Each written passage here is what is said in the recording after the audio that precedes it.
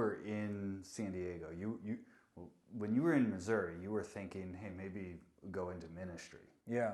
Pastoral ministry. Yeah, yeah. Pastor of a church. Yeah. Usually in our society that involves, seminary or something. Yeah. Now, personally, I don't think that's required at all. Right. The requirements for a pastor or an elder would be what you find in, First Timothy 3. Yeah, 1 Timothy 3.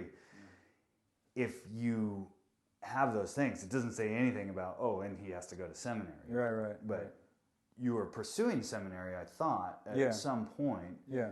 Did you get all the way through that, or did you? I got one class left.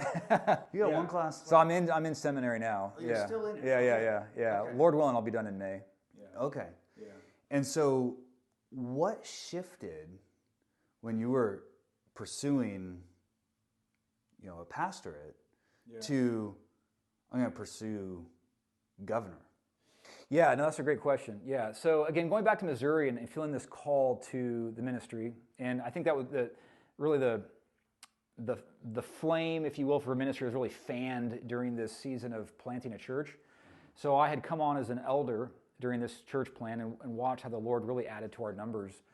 Even with a town the size of 700, we swelled to like a church of 50. Now most people see a church of 50, that's nothing. I used to joke with the other elder and I said, it's 10% of our population. Yeah.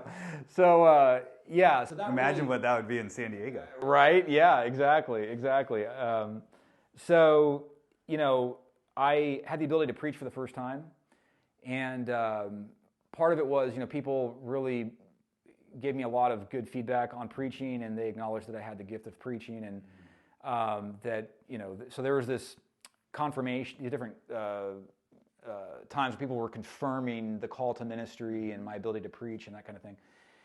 So that helped kind of move me along in that direction. But as I began to pray through it, again, very early on before we moved out here, and I agree with you, seminary is certainly not a requirement, but having training is. I mean, I think, Paul talks about that the unashamed workman is one who can rightly divide the word of truth, right? So you have to have training in that sense.